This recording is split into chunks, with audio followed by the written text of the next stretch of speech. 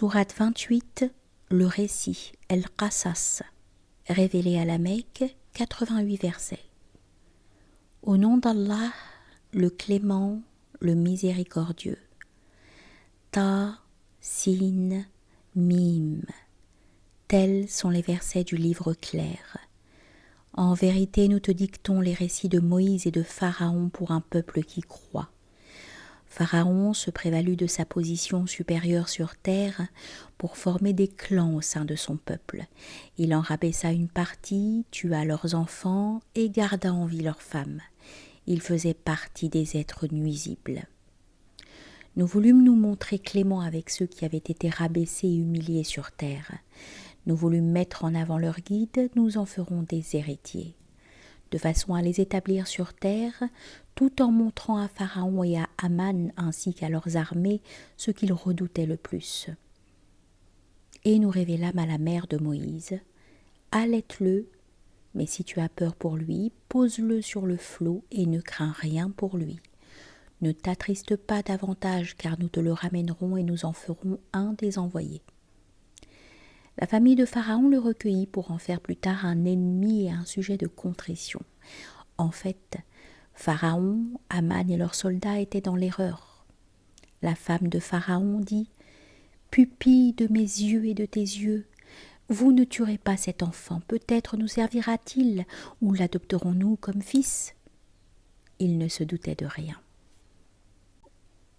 Le cœur de la mère de Moïse se vida de sa substance au risque de montrer son affliction pour lui. Nous raffermîmes alors son cœur de façon à la maintenir parmi les croyantes.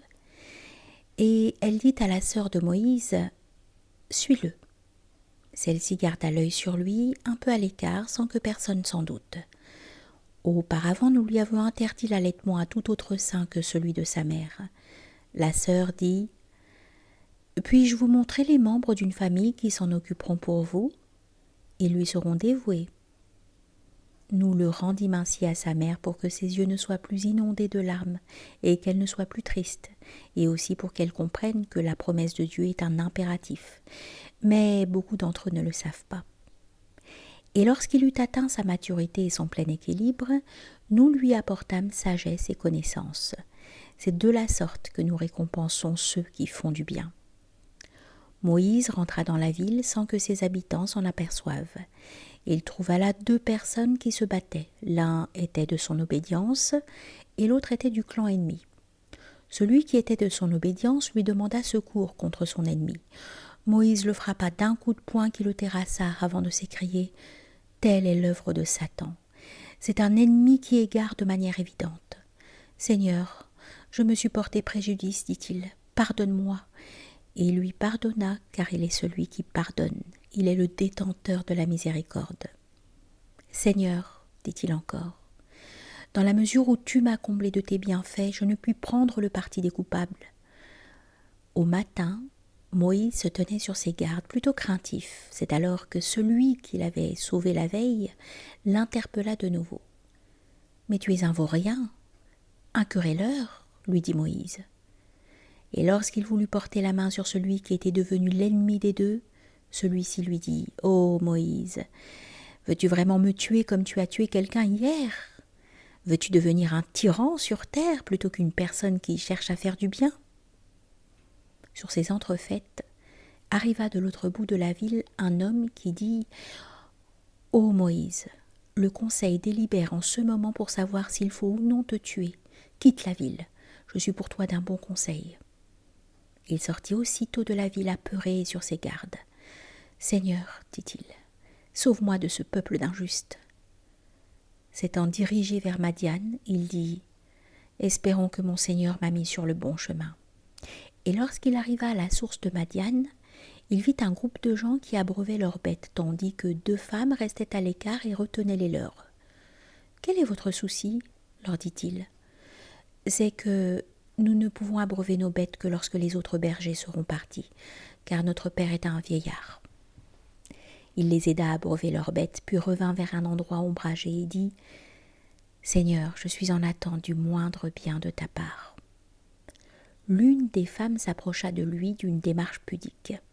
« Mon père, lui dit-elle, te demande afin de te remercier d'avoir fait boire notre troupeau. » Lorsque Moïse se trouva devant lui et lui narra son histoire, le vieillard lui dit « N'aie pas peur, tu t'es sauvé d'un peuple injuste. » L'une des femmes dit « Ô père, emploie-le à ton service, il est le meilleur que l'on puisse employer, tant il est fort et fiable. »« Je voudrais te marier à l'une de mes filles, lui dit-il, à la condition que tu me serves pendant 8 ans. Mais libre à toi de rester 10. Je ne veux point insister, et tu me trouveras, si Dieu le veut, parmi les gens intègres. » « Marché conclu, répondit Moïse. Que ce soit l'une ou l'autre des durées, tu ne trouveras pas de motif pour m'en vouloir. Dieu est garant de ce que l'on dit. » Et lorsque Moïse eut achevé la durée qu'il s'était assignée, il partit avec sa famille et s'installa du côté du mont Sinaï où il vit un feu. « Restez là, dit-il à sa famille. J'ai vu un feu, peut-être reviendrai-je avec quelques nouvelles ou un tison pour vous réchauffer. » Lorsqu'il eut atteint le feu, une voix l'interpella. Elle provenait d'un arbre situé sur le versant droit de la cuvette, dans la vallée bénie. « Ô Moïse, je suis moi, je suis en fait Dieu, le maître des mondes. Jette donc ton bâton à terre. » Et lorsque Moïse vit le bâton se tortiller à terre comme si c'était un djinn, il rebroussa chemin pour partir, mais ne put faire le moindre pas. « Moïse, approche-toi, n'aie pas peur, tu es ici en toute sécurité. Introduis ta main dans la manche de ta tunique, elle ressortira blanche et sans mal. Puis applique ton bras tout au long de ton corps afin d'éviter la frayeur. Ce sont là 2 preuves de ton Seigneur adressées à Pharaon et à son conseil. Ils sont un peuple de débauchés. » Il dit « Seigneur, j'ai tué une personne parmi eux, et j'ai peur qu'il ne me tue. Mon frère Aaron est plus éloquent que moi.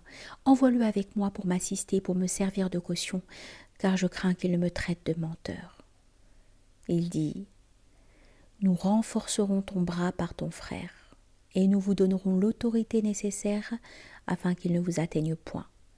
Grâce à nos signes, vous les vaincrez, vous et ceux qui vous suivent. » Et lorsque Moïse vint avec nos signes explicites, ils dirent « Qu'est-ce que donc cela ? Ce n'est que magie inventée, car nous n'avons jamais rien entendu de pareil chez nos aïeux. » Moïse rétorqua « Mon Seigneur est mieux informé de celui qui a eu la faveur du droit chemin et de celui qui aura la dernière des demeures. Il ne peut faire vaincre les injustes. » Pharaon dit « Ô grand conseil, je ne vous connais d'autre Dieu que moi-même. Faites donc cuire au Haman des briques de terre et construis-moi une tour de façon à m'élever jusqu'au Dieu de Moïse. Mais je tiens Moïse pour un imposteur. » Lui-même et ses soldats se montrèrent suffisants sur terre et sans raison. Ils croyaient que jamais il ne serait ramené vers nous. Nous les saisîmes, ses soldats et lui, et nous les précipitâmes dans les flots marins. Regarde comment s'arrête le sort des injustes. Nous les mîmes devant au fronton de ceux qui appellent au feu, et le jour de la résurrection, ils ne seront pas secourus. Nous les poursuivîmes avec notre malédiction en ce bas monde, et lorsque le jour de la résurrection arrivera, ils seront plus méprisés encore. Nous avons doté Moïse du livre après que nous eûmes anéanti les générations précédentes en signes éclatants pour les hommes, en bonne orientation et en miséricorde. Peut-être s'en souviendront-ils. Tu n'étais pas sur le versant occidental du Sinaï lorsque nous énonçâmes à Moïse notre décision, et tu n'étais pas parmi les témoins. Nous avons créé des générations sur lesquelles le temps s'est étiré. Tu n'étais pas chez les Madianes où tu aurais récité nos versets puisque nous leur avons envoyé un messager.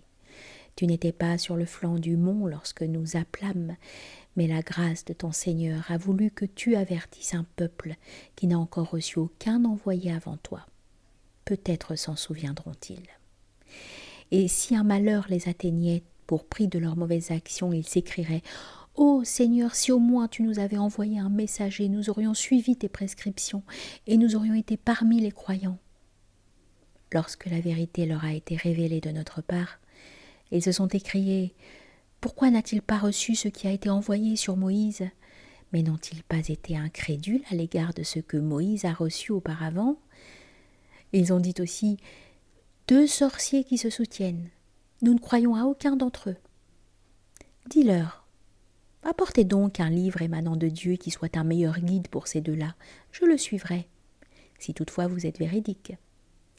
S'ils ne te répondent pas, sache qu'ils ne font que suivre leur mauvais penchant.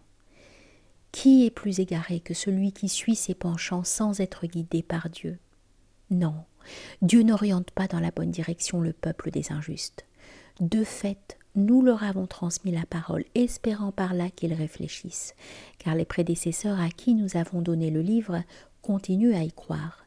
Et lorsqu'il est récité, ils disent aussitôt: nous y croyons, car il est la vérité de notre Seigneur, d'autant que nous lui étions soumis avant cela. Ceux-là recevront un double salaire pour la constance qu'ils manifestent, pour répondre au mal par le bien, et parce qu'ils sacrifient une partie des biens dont ils ont été dotés.